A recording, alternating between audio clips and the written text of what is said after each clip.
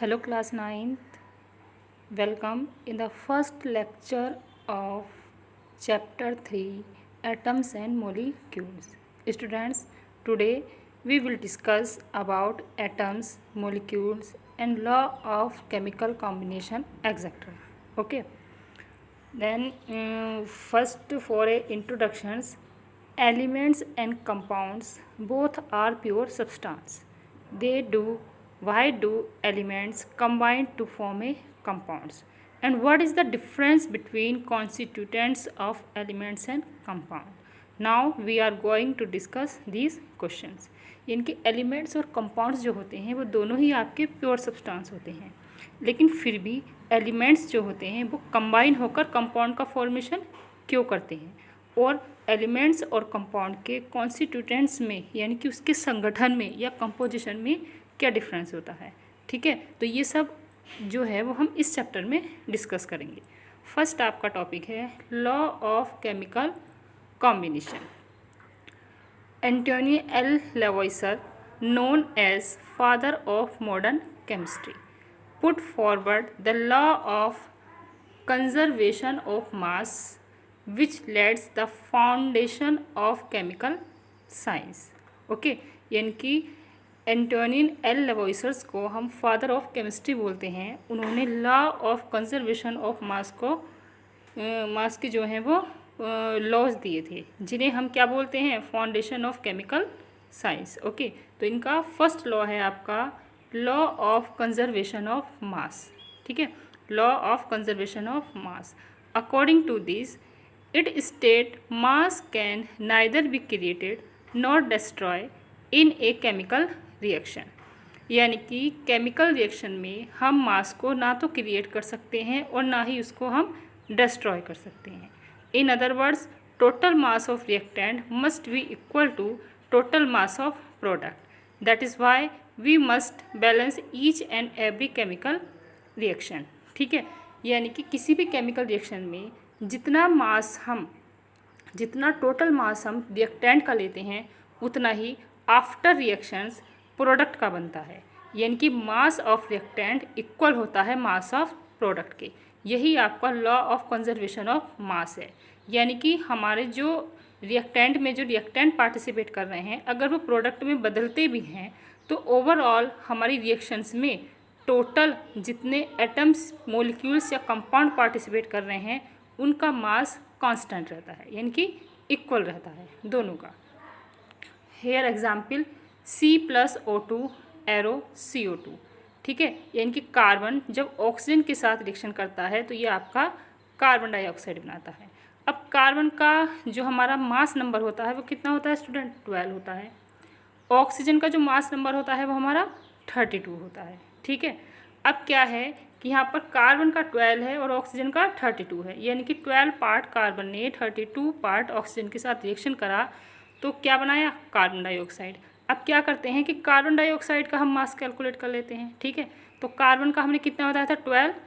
तो यहाँ पर कार्बन कितना है, एक ही है, तो हमने कार्बन का 12 पुट कर दिया. उसके बाद ऑक्सीजन का स्टूडेंट कितना बताया था हमने, 32. यानी कि एक ऑक्सीजन का 16 होता है तो दो का आपका 32 होगा. तो यहाँ पर हमने 2 की मल्टीप्लाई 16 से कर दी तो ये आ गया आपका 44. यानी कि यहाँ पर हमने रिएक्टेंट साइड यानी कि हमने लेफ्ट साइड देखा कि 12 + 32 इक्वल होता है 44 के.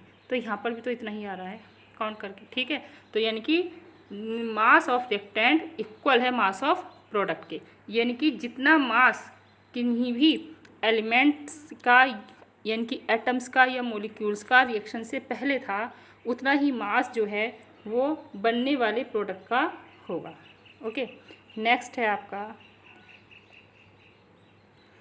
नेक्स्ट इसी के ऊपर जो है वो आपके क्वेश्चन बेस्ड हैं. इसी लॉ के ऊपर क्वेश्चन दिया गया है, इफ़ 6.3 ग्राम ऑफ NaHCO3 यानी कि sodium bicarbonate is added to 15 gram of acetic acid solution, the residue is found to be weight 18 ग्राम.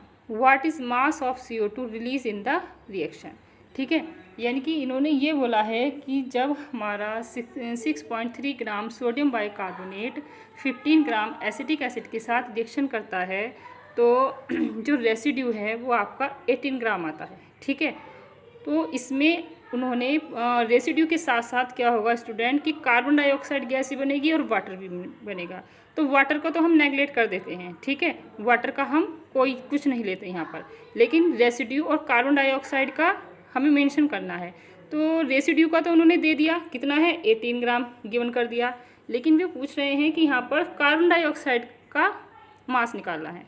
तो आप first of all you can write equation लिखेंगे, यानी कि NaHCO3 + CH3COOH एरो क्या product बना CH3COONA + H2O + CO2, यानी कि sodium ethanoid बना है, वाटर बना है और कार्बन डाइऑक्साइड बना है। तो आपकी लेफ्ट हैंड साइड वाले क्या होगा, ये सब हो गए आपके रिएक्टेंट और ये हो गए आपके प्रोडक्ट। तो मास ऑफ रिएक्टेंट इक्वल है mass of NaHCO3 + mass of CH3COOH। ये दोनों आपके क्या थे, सोडियम बाइकार्बोनेट और एसिटिक एसिड रिएक्टेंट थे। तो इनका मास कितना दे रखा है, सोडियम बाइकार्बोनेट का मास है 6.3 ग्राम और एसिटिक एसिड का कितना है, यानी कि CH3COOH का 15 ग्राम। तो दोनों को ऐड कर दिया, कितना आ गया आपका ये 21.3 ग्राम। ओके, अब मास ऑफ प्रोडक्ट निकाल लीजिए। मास ऑफ प्रोडक्ट क्या है कि मास प्रोडक्ट क्या क्या बन रहे थे, प्रोडक्ट आपके बन रहे थे CH3COONA और प्लस H2O और प्लस CO2। तो मास ऑफ H2O को तो हमें मेंशन नहीं करना है, मास ऑफ CH3COONA और मास ऑफ CO2 ले लेते हैं। तो मास ऑफ CH3COONA कितना था 18 gram plus mass of CO2 हमें कैलकुलेट करना है। तो मास ऑफ रिएक्टेंट इक्वल हो गया आपका मास ऑफ प्रोडक्ट के। तो मास ऑफ रिएक्टेंट कितना आया था टोटल 21.3 ग्राम और मास ऑफ प्रोडक्ट कितना आया था 18 gram plus mass of CO2। तो मास ऑफ CO2 आपका कितना आ गया स्टूडेंट, मास ऑफ CO2 आ गया आपका 21.3 माइनस 18 ग्राम, यानी कि 3.3 ग्राम। ओके, तो यही आपका क्या है, law of conservation of mass है। नेक्स्ट क्वेश्चन है आपका, when 4.2 gram of sodium bicarbonate यानी कि NaHCO3 is added to solution of acetic acid weighing 10 gram, it is observed that 2.2 of CO2 is released in the atmosphere. The residue left is found to be 12 gram. Show that the observations with law of conservation of mass agree with the law of conservation of mass. तो हमें यहाँ पर इसका residue का, reactant का और product का सबका मास दिया गया है। बस केवल हमें ये प्रूव करना है कि क्या ये इक्वेशन या ये जो क्वेश्चन है आपका वो लॉ ऑफ कंजर्वेशन मास को फॉलो कर रहा है या नहीं कर रहा। तो आप पहले की तरह जैसे आपने ऊपर वाले क्वेश्चन में इक्वेशन लिखी है, सेम इक्वेशन इसमें लिखी जाएगी, ठीक है। तो मास ऑफ रिएक्टेंट इक्वल होगा किसके, mass of NaHCO3 + mass of CH3COOH की। मास ऑफ रिएक्टेंट कितना है, तो मास ऑफ रिएक्टेंट आप निकाल लीजिए पहले। 4.2 ग्राम NaCO3 है और 10 ग्राम आपका CH3COOH है। तो ये आपका टोटल आ जाएगा 14.2 ग्राम। ये क्या आ गया आपका 14.2 ग्राम, ये आ गया आपका मास ऑफ रिएक्टेंट। उसके बाद मास ऑफ प्रोडक्ट निकालेंगे। तो मास ऑफ प्रोडक्ट किसके इक्वल है, CH3COONA + mass of H2O + mass of CO2। तो यहाँ पर दिया गया है CH3COONA 12 ग्राम और मास ऑफ CO2 यहाँ पर दिया गया है 22 ग्राम। तो इनको भी हमने ऐड करा तो ये कितना आया 14.2 ग्राम आया। तो यानी कि रिएक्टेंट का भी मास आपका 14.2 ग्राम है और प्रोडक्ट का भी जो है वो आपका 14.2 ग्राम है। तो ये जो लॉ है या ये जो ऑब्जर्वेशन है ये लॉ ऑफ कंजर्वेशन मास को एग्री करता है, ठीक है। इसमें आपको यही प्रूफ करना था।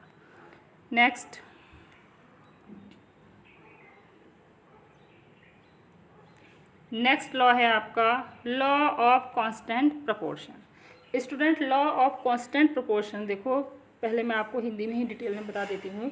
इस चीज़ को फॉलो करता है कि कोई भी कंपाउंड है, ठीक है, उसमें प्रेजेंट एटम्स जो हैं या उसमें present different types of atoms जो हैं वो एक फिक्स्ड रेशो में होते हैं, ठीक है। सपोज करो कि कार्बन डाइऑक्साइड है। अब कार्बन डाइऑक्साइड हम कितने तरीके से बना सकते हैं। एक तो कार्बन डाइऑक्साइड हमारी एटमॉस्फेयर में प्रेजेंट होती है, नेचुरल है ये। ऊपर से हम कैसे बना सकते हैं कार्बन डाइऑक्साइड को, हम कार्बन की रिएक्शन ऑक्सीजन से करा दें तब भी कार्बन डाइऑक्साइड बन जाएगी, ओके। अगर हम सोडियम बाइकार्बोनेट को हीट कर दें तब भी हमारी कार्बन डाइऑक्साइड रिलीज़ होती है, ठीक है। या अगर हम कैल्शियम कार्बोनेट को हीट कर दें, ठीक है, यानी कि लाइमस्टोन को हीट कर दें, तब भी हमारी कार्बन डाइऑक्साइड बनती है। तो ये डिफरेंट तरीके से कार्बन डाइऑक्साइड बन रही है, लेकिन क्या इन डिफरेंट तरीके से बनी हुई कार्बन डाइऑक्साइड में कार्बन और ऑक्सीजन का रेशो सेम है या डिफरेंट होगा? सेम होगा। क्यों? क्योंकि कार्बन डाइऑक्साइड एक कंपाउंड है और कंपाउंड में एलिमेंट जो होते हैं वो एक फिक्स्ड प्रपोर्शन में होते हैं, ये कभी भी चेंज नहीं हो सकता। तो हम कार्बन डाइऑक्साइड किसी भी तरीके से बनाएं, सभी टाइप्स की बनने वाली कार्बन डाइऑक्साइड में कार्बन और ऑक्सीजन का रेशो जो है वो सेम आता है। यही आपका लॉ ऑफ कांस्टेंट प्रोपोर्शन या लॉ ऑफ डेफिनिट कंपोजिशन होता है। इसी तरह वाटर है, आप रिवर का वाटर ले लीजिए, सी वाटर ले लीजिए, आप आरओ का वाटर ले लीजिए, टैप वाटर ले लीजिए, ठीक है, किसी भी टाइप्स का आप वाटर ले लीजिए, गंदा पानी ले लीजिए या साफ पानी ले लीजिए, सभी में 2 एटम आपके हाइड्रोजन के और 1 एटम आपका ऑक्सीजन का होता है। यानी कि इसमें जो रेशो होता है वो 2:1 आता है, ठीक है, यानी कि 2 पार्ट्स आपके हाइड्रोजन का और 1 पार्ट्स आपका ऑक्सीजन होता है, ठीक है।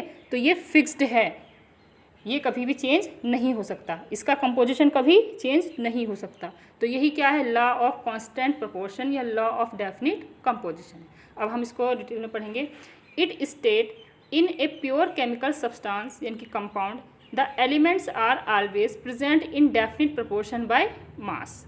In other words, compound prepared by any method contain the same element in the fixed ratio by mass. Example, H2O, the ratio of mass of hydrogen to mass of oxygen is always 1:8. Okay, 1:8 क्यों कहा गया है? क्योंकि hydrogen का जो मास होता है वो 1 होता है और ऑक्सीजन का जो मास होता है वो 8 होता है। तो यहाँ पर मास के फॉर्म में दिया गया है, ठीक है। Whether may be the source. अब यहाँ पर एक क्वेश्चन लिखी है 2H2O, ये टूट जाता है 2H2 प्लस O2 में। इफ़ बी डिकम्पोज, अब यहाँ पर एक क्वेश्चन दिया गया है इसे related, if we decompose 9 gram of water we shall get 1 gram of hydrogen and 8 gram of oxygen. अगर हम 9 ग्राम ऑफ वाटर को डिकम्पोज कराते हैं तो हमें 1 ग्राम तो हाइड्रोजन मिलती है और 1 ग्राम हमें ऑक्सीजन मिलती है। तो पहले तो हम वाटर का डिकम्पोज करा रहे थे, तो वाटर का टोटल मास कितना था? 9 ग्राम। जब हमने इसको डिकम्पोज कराया तो हमारा बना क्या? हाइड्रोजन बना और ऑक्सीजन बना। तो हाइड्रोजन का 1 था और ऑक्सीजन का 8 था। तो इसको ज़रा ऐड करो, कितना आएगा? 9। तो क्या है कि 9 ग्राम ये है आपका और 9 ही ग्राम ये है, ठीक है। तो ये कभी चेंज नहीं हो सकता। अगर पहली वाली उसमें आपका क्या था कि 1 ग्राम हाइड्रोजन है और 8 आपका क्या है? ऑक्सीजन है, यानी कि 1 आपका हाइड्रोजन है और 8 आपका ऑक्सीजन है। तो वाटर मॉलिक्यूल्स के कंपोजिशन में भी तो अगर आप रेशो निकालेंगे तो हाइड्रोजन का मास 1 आएगा और ऑक्सीजन का 8 आएगा। ओके, अब यहाँ पर देखो ये है कि एक इक्वेशन दी गई है 2H2 plus O2 arrow 2H2O। Hydrogen का 1 होता है, लेकिन यहाँ पर H2 है, ठीक है, 2 होगा यहाँ पर। इसकी मल्टीप्लाई जो आगे ये दिया हुआ है इससे करेंगे तो कितना हो गया? 2 × 2 = 4। ऑक्सीजन कितना है? 1 ऑक्सीजन का आपका कितना होता है? 16 होता है। तो 2 के कितने होंगे? 2 × 16 = 32। तो 32 और 4 कितने हो गए? 36। तो यहाँ पर आपका बन गया 2H2O। वाटर मॉलिक्यूल बने कितने? 2 वाटर मॉलिक्यूल बने, ठीक है। तो यहाँ पर हम क्या करेंगे? इसका पूरे का मास निकालें, यानी कि 2 और फिर 2 + 16 यानी कि 36 ग्राम। यानी कि रिएक्टेंट में भी आपके इतने आ रहे हैं और प्रोडक्ट में भी आपके इतने ही आएंगे। तो यानी कि आप वाटर को डिकम्पोज करें या वाटर का फॉर्मेशन करें, ठीक है, उसका जो टोटल वो होता है कंपोजिशन होता है, उसमें प्रेजेंट एलिमेंट का जो रेशो होता है वो फिक्स्ड होता है। Okay, 4 gram of H2 react with 32 gram of oxygen, यानी कि 4 ग्राम हाइड्रोजन जो है वो 32 ग्राम ऑक्सीजन के साथ रिएक्ट कर रहा है। तो आपका 1 gram of H2 will react with 8 gram of oxygen. अगर हम इसको 4 से डिवाइड कर दें तो क्या आएगा? वही सिंपल रेशो आ जाएगा, ठीक है। ये तो इक्वेशन पर को बैलेंस करने के ऊपर बात है, ठीक। अगर हमने इस इक्वेशन की मल्टीप्लाई 2 से करी है तो फिर हमारा वो क्या हो जाएगा? डबल हो जाएगा, ठीक है। तो 4 ग्राम हाइड्रोजन अगर 32 ग्राम ऑफ ऑक्सीजन के साथ रिएक्शन करता है तो 1 ग्राम कितने के साथ करेगा? 8 के साथ करेगा। ओके, इसी तरह if we take 5 gram of hydrogen with 8 gram of O2 oxygen. तो 1 gram H2 will react with 8 gram of CO2 to form 9 gram of water and 4 gram of hydrogen will remains unreact। Okay, next आपका आता है, next में law of constant proportion के ऊपर ये एक numerical है। इसमें ये है, in an experiment 1.288 gram of copper oxide was obtain from 1.03 gram of copper. ठीक है, फर्स्ट एक्सपेरिमेंट में क्या है कि आपका जो 1.288 ग्राम कॉपर ऑक्साइड है, ठीक है, वो ऑब्टेन होता है किससे? 1.03 ग्राम ऑफ कॉपर से। ठीक है, अब दूसरे एक्सपेरिमेंट में क्या है, in another experiment 3.672 gram of copper oxide is formed on reduction of 2.938 gram of copper. Show that this data verify law of constant proportion। यानी कि इसमें ये कहा गया है कि एक बार जो हमने क्या करा कि एक बार तो हमने कॉपर ऑक्साइड बनाया, किससे? कॉपर से। कितना कॉपर ऑक्साइड बनाया? 1.288 ग्राम। और कितने कॉपर से बनाया? 1.03 ग्राम से। दूसरे कंडीशन में क्या आया? दूसरे कंडीशन में ये आया कि हमने 3.672 ग्राम कॉपर ऑक्साइड को रिड्यूस करा दिया और उससे हमने कॉपर ले लिया कितने? 2.938 ग्राम। तो दोनों ही कंडीशन में एक बार तो हम कॉपर ऑक्साइड बना रहे हैं और दूसरी बार में हम कॉपर ऑक्साइड का रिडक्शन करा रहे हैं और कॉपर ले रहे हैं। क्या दोनों ही केस में जो कॉपर की परसेंटेज है वो सेम आएगी? हमें ये प्रूव करना है। ठीक है, तो स्टूडेंट जब भी हम किसी का परसेंटेज निकालते हैं तो जिस एलिमेंट का हमें परसेंटेज निकालना होता है उसको हम ऊपर रखते हैं और नीचे रखते हैं जो हमारा कंपाउंड है, यानी कि जिस कंपाउंड में से निकालनी है कॉपर की परसेंटेज, और उसको 100 से मल्टीप्लाई करते हैं। तो मास ऑफ कॉपर ऑक्साइड, पहले आप फर्स्ट केस में देखिए, इसमें 2 एक्सपेरिमेंट दिए गए हैं। फर्स्ट केस में देखिए मास ऑफ कॉपर ऑक्साइड कितना है? 1.288 ग्राम। और मास ऑफ कॉपर कितना है? 1.03 ग्राम। ठीक है, और मास ऑफ ऑक्सीजन आपका 0.258 ग्राम दे रखा है। ठीक है, यहाँ पर अगर दिया हुआ नहीं है तो हम उसको निकाल लेते हैं। अब क्या करना है कि दोनों ही केसेस में हमें कॉपर की परसेंटेज निकालनी है। तो फर्स्ट केस में कॉपर की परसेंटेज निकालो, तो इसके लिए एक फॉर्मूला भी होता है कि percentage of Cu is equal to mass of Cu upon mass of CuO, यानी कि mass of copper upon mass of copper oxide. तो यहाँ पर मास ऑफ कॉपर कितना है? 1.03 upon mass of copper oxide कितना है? 1.288 मल्टीप्लाई 100। तो ये आपका कैलकुलेट करके 7.99 आता है, और 7.99 हमारा राउंड फिगर में 80% हो जाता है। ओके, अब क्या करना है कि हमारे पास कॉपर ऑक्साइड में से कॉपर की परसेंटेज तो आ गई, लेकिन ऑक्सीजन की परसेंटेज कैसे निकालेंगे? तो ऑक्सीजन की परसेंटेज निकालने के लिए हमें क्या करना है, जो कॉपर की परसेंटेज आई है उसको हमें 100 में से माइनस कर देना है। ठीक है, तो अगर 100 ग्राम आपके पास सैंपल है, सपोज करो परसेंटेज है क्योंकि, तो 100 में से अगर आपका 80% क्या आ गया? कॉपर आ गया, तो आपका 20% ऑक्सीजन हो जाएगा। ओके, नेक्स्ट एक्सपेरिमेंट में क्या है? नेक्स्ट एक्सपेरिमेंट में मास ऑफ कॉपर ऑक्साइड कितना है? 3.672 ग्राम है, और मास ऑफ कॉपर कितना है? 2.938 ग्राम है। तो मास और मास ऑफ ऑक्सीजन दोनों में से माइनस करके दे रखा है, तो ये आएगा आपका 0.734 ग्राम। ठीक है, तो हमें क्या करना है? परसेंटेज ऑफ कॉपर निकालनी है। तो परसेंटेज ऑफ कॉपर यानी कि mass of copper upon mass of copper oxide.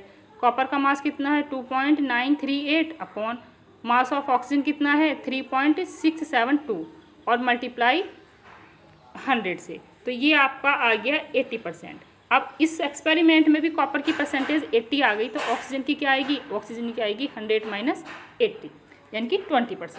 तो the percentage of copper and oxygen is 80 and 20% respectively in both the oxide. तो therefore the law of constant proportion is proved. यानी कि दोनों ही cases में हमने देखा कि कॉपर ऑक्साइड में कॉपर और ऑक्सीजन दोनों की परसेंटेज सेम है। आप कॉपर ऑक्साइड को कॉपर के रिडक्शन से बनाइए, यानी कि कॉपर को आप कॉपर के ऑक्साइड से बनाइए, यानी कि CuO बनाइए, या CuO से आप कॉपर बनाइए। दोनों ही केस में दोनों की परसेंटेज सेम आती है। ठीक है, नेक्स्ट क्वेश्चन है इसमें, hydrogen and oxygen combine in the ratio of 1:8 by mass to form water.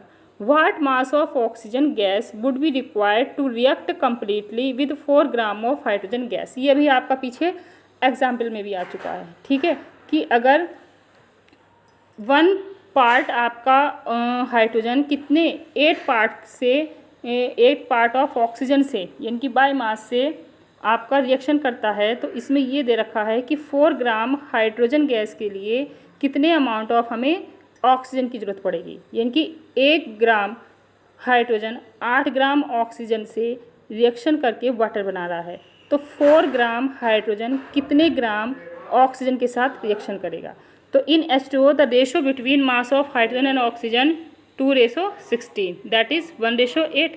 तो 2 gram of H2 react with 16 gram of oxygen, तो 4 gram of H2 react with 16/2 multiply 4, तो ये आपका आ गया 64/2 is equal to 32 gram of oxygen. Okay, next आइए, next है आपका atoms and atomic theory of matters. ठीक है स्टूडेंट, व्हाट इज एटम्स?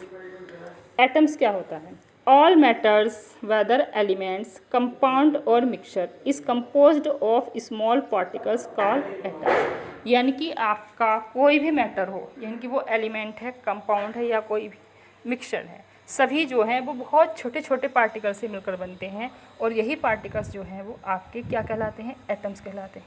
जैसे स्टूडेंट्स हमारी जो बॉडी है, यानी कि हमारे जो टिश्यू होते हैं, जैसे कि सेल्स हैं, सेल से मिलकर क्या बनाती हैं? टिश्यू, टिश्यू मिलकर क्या बनाते हैं? ऑर्गन, और ऑर्गन मिलकर क्या बनाते हैं? ऑर्गेनल, और ऑर्गेनल से मिलकर क्या बनाते हैं? हमारे एक ह्यूमन बॉडी का सिस्टम बनाते हैं पूरा। तो इसी तरीके से जो हमारे कंपाउंड है उसकी सबसे छोटी यूनिट क्या होती है? एटम्स होती है। जैसे एटम्स आपस में जब कंबाइन होंगे तो मॉलिक्यूल्स बनाएंगे, मॉलिक्यूल्स जब आपस में कंबाइन होंगे तो वो कंपाउंड बनाते हैं। ठीक है, तो जैसे हमारे बॉडी स्ट्रक्चर की स्मॉलेस्ट यूनिट क्या होती है? सेल, उसी तरह मैटर्स की सबसे स्मॉलेस्ट यूनिट जो होती है वो एटम्स होती है। ठीक है, तो एटम्स की यहाँ डेफिनेशन है, it is smallest particle of an element that maintain its chemical identity throughout all chemicals and physical change, that is it is smallest particles with take part in physical and chemical process. यानी कि atoms एक बहुत छोटी smallest unit chemical smallest particles है elements का, जो क्या करता है कि अपनी केमिकल आइडेंटिटी को कांस्टेंट रखता है। वो किसी भी फिजिकल या केमिकल प्रॉपर्टी में पार्टिसिपेट करे, लेकिन उसकी आइडेंटिटी कभी भी डिस्ट्रॉय नहीं होती है। ठीक है, atoms of one elements are different from atoms of other element. एक ही एलिमेंट्स के एटम सेम होते हैं और दूसरे वाले एलिमेंट्स के एटम से डिफरेंट होते हैं। जैसे मैंने ये कहा कि मैंने एक एलिमेंट ले लिया सोडियम, तो सोडियम एलिमेंट में सारे के सारे एटम्स कैसे होंगे? सोडियम के तो होंगे, तो वो क्या है? सब सेम है। इसी तरह एक दूसरा एलिमेंट्स मैंने ले लिया, सपोज करो कॉपर, तो कॉपर एलिमेंट प्रेजेंट सारे के सारे एटम्स क्या होंगे? कॉपर के ही तो होंगे, तो वो क्या होंगे? वो सेम होंगे। तो कॉपर और सोडियम के तो अलग अलग हो गए, लेकिन सोडियम एलिमेंट्स के सारे क्या हो गए? वो सेम हो गए। ठीक है, अब ये जो हमारा एटॉमिक्स थ्योरी है या एटम्स के बारे में जो भी कुछ हमने पढ़ा, वो सब किसने ने दिया था? एक साइंटिस्ट हुए थे, जॉन डाल्टन।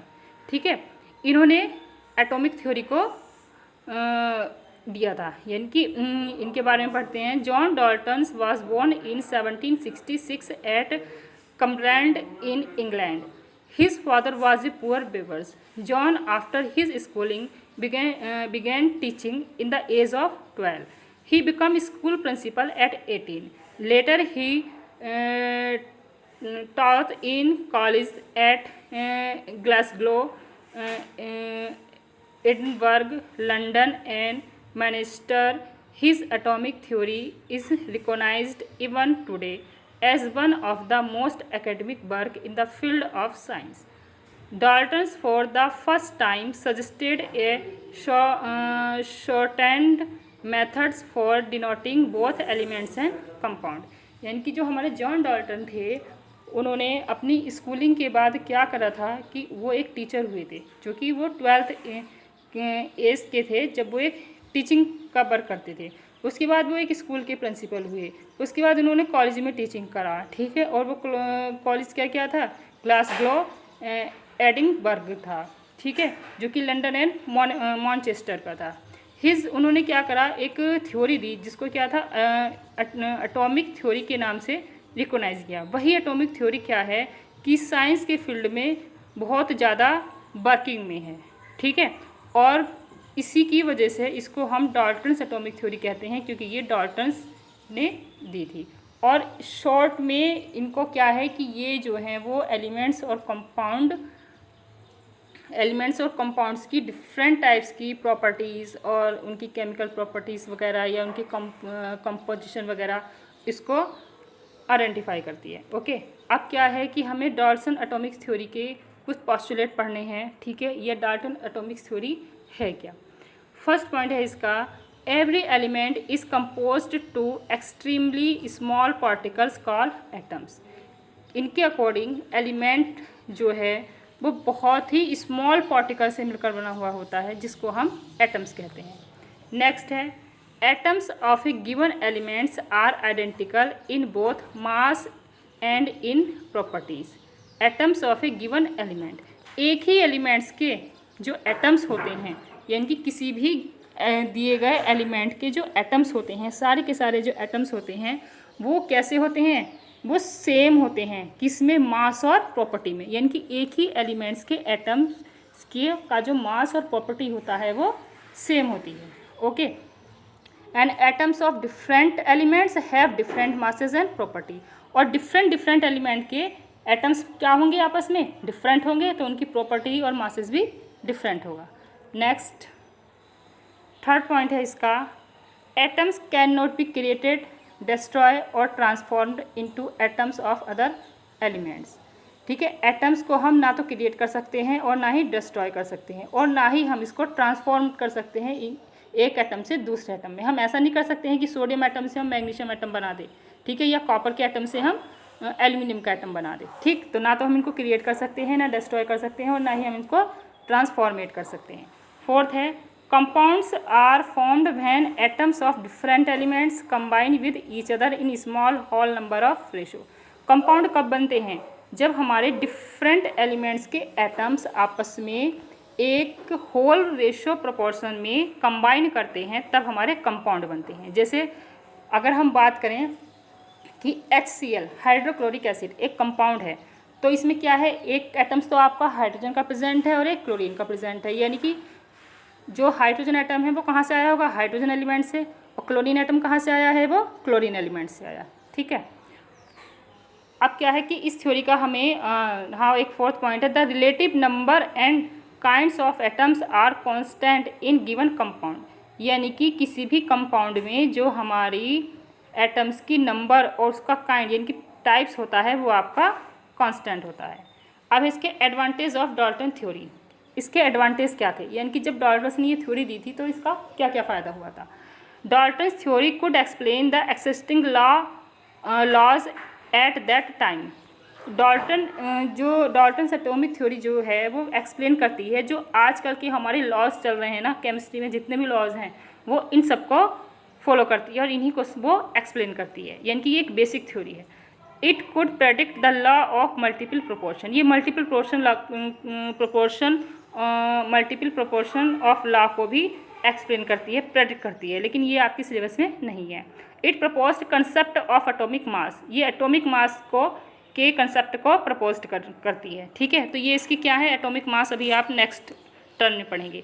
तो ये सब इसके एडवांटेज है, यानी कि हमें इस थ्योरी से इनको एक्सप्लेन या इनकी स्टडी करने में हेल्प मिली है। अब इसके हैं drawbacks of Dalton atomic theory. लेकिन स्टूडेंट क्या हुआ कि जब ये एटॉमिक थ्योरी दी गई और उसके बाद बहुत सी रिसर्च हुई, जब रिसर्च हुई तो हमें कुछ नए नए फैक्ट पता चले, तो इस थ्योरी में कुछ कमियां निकाली गई, ठीक है। तो उसी को बोलते हैं हम drawbacks of Dalton atomic theory.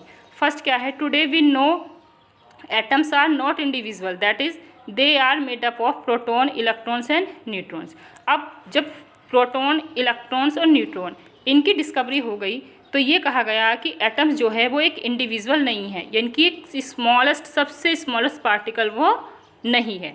लेकिन जब तक इन तीनों की डिस्कवरी नहीं करी गई थी तब तक तो यही कहा गया था कि it is a very smallest particles and individual particles. ठीक है, तो ये इंडिविजुअल पार्टिकल्स नहीं है। इंडिविजुअल पार्टिकल्स वो होता है मतलब जिसको किसी और चीज़ में डिवाइडेड ना किया जा सके। लेकिन एटम्स क्या है, एटम्स किस किस से मिलकर बना है, एटम्स इलेक्ट्रॉन्स, प्रोटॉन्स और न्यूट्रॉन से मिलकर बना है। ठीक है, तो इसलिए ये एक इंडिविजुअल पार्टिकल्स नहीं है। सेकेंड है, according to Dalton's atomic theory all the atoms of an elements have exactly the same masses. वो ये कहता है कि according to Dalton's atomic theory the atoms of an elements have exactly the same masses, यानी कि सभी elements के जो एटम्स होते हैं उनका एक अपना एग्जैक्टली मास होता है। It is however known that atoms of the same elements can have slightly different masses। लेकिन क्या होता है कि आजकल हमें ये पता चला है कि कुछ आइसोटॉप्स होते हैं, एलिमेंट्स के कुछ आइसोटॉप्स होते हैं, और उन आइसोटॉप्स में क्या होता है कि एक ही एलिमेंट्स में प्रेजेंट अगर एटम्स हैं तो किसी किसी एटम्स में या एलिमेंट्स के किसी एलिमेंट्स के एटम्स में बहुत ही स्लाइटली डिफरेंस होता है। जैसे क्लोरीन है, क्लोरीन एलिमेंट्स में क्लोरीन के जो एटम्स हैं वो आजकल 2 फॉर्म में पाए जाते हैं, जैसे क्लोरीन 35 और क्लोरीन 37। ठीक है, तो थोड़ा सा डिफरेंस है किसमें, इनके मासेस में। थर्ड है, according to Dalton atomic theory the atoms of different elements have different masses, यानी कि डिफरेंट एलिमेंट्स के जो एटम्स होते हैं उनका मासेस डिफरेंट होता है। It is however not know that even atoms of different elements can have the same masses. लेकिन अब क्या है, अब ये भी ऐसा है कि डिफरेंट एलिमेंट्स के एटम के भी कहीं कहीं कुछ एटम्स के मासेस जो हैं वो सेम होते हैं। जैसे कैल्शियम है और आर्गन है, दोनों अलग अलग एलिमेंट्स के एटम्स हैं, लेकिन यहाँ पर दोनों का क्या है, मासेस सेम है। ठीक है, तो ये क्या है कि उन्होंने तो यही कहा था कि एक ही एलिमेंट में प्रेजेंट सभी एटम्स के मासेस क्या होते हैं, सेम होते हैं। लेकिन आजकल ये कंडीशन आ गई, ठीक है, आइसोटॉप्स वाली और आइसोबार्स वाली। तो यहाँ पर जब इन चीज़ों की, इन फैक्ट की डिस्कवरी हुई तो कुछ इसमें थ्योरी में कमियाँ निकाली गई। तो ये इसके क्या थे, ड्रॉबैक्स थे। ओके, नेक्स्ट है आपका मॉलिक्यूल्स। अब मॉलिक्यूल्स क्या होता है, it is the smallest particles of an elements और a compound which exist freely under ordinary condition and show all the properties of that substance.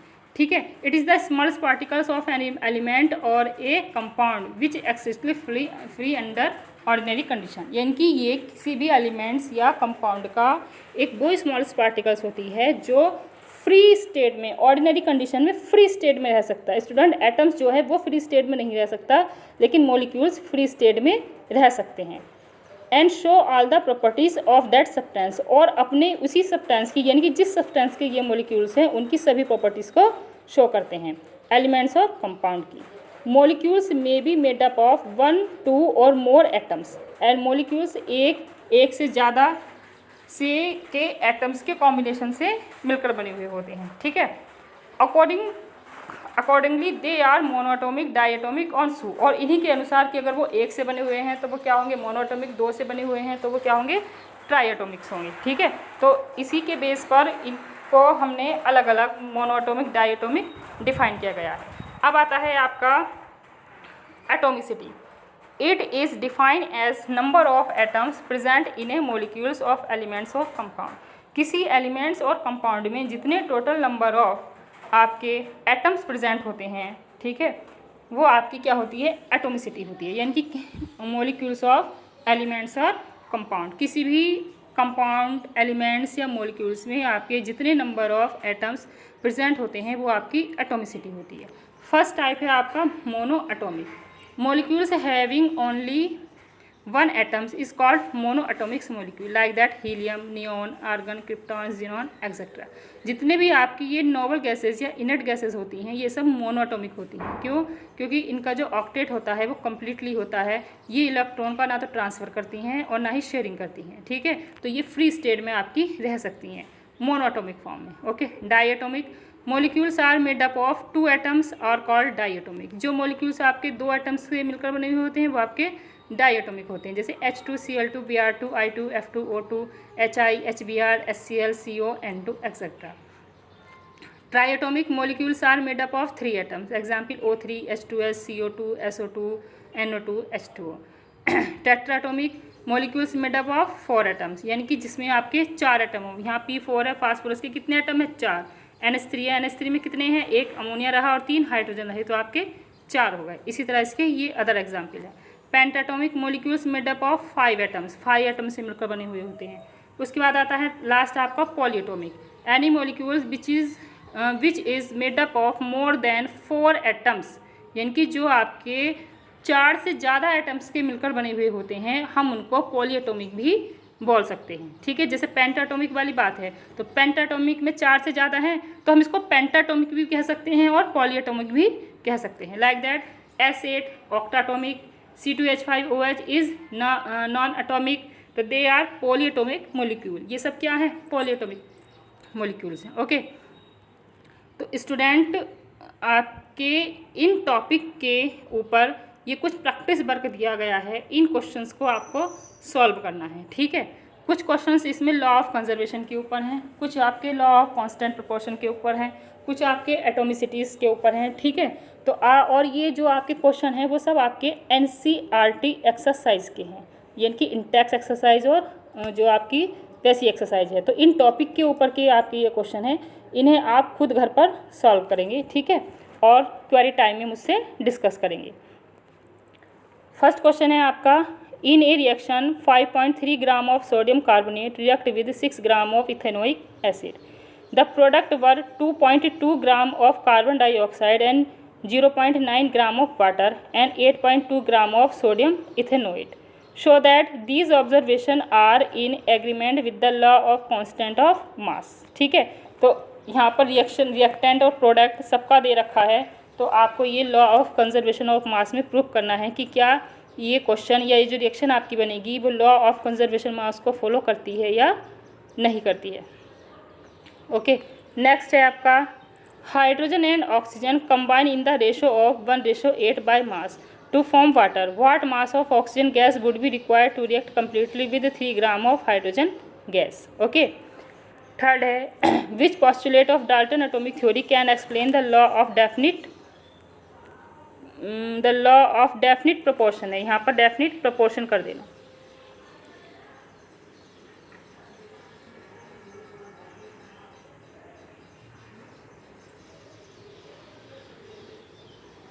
Definite proportion.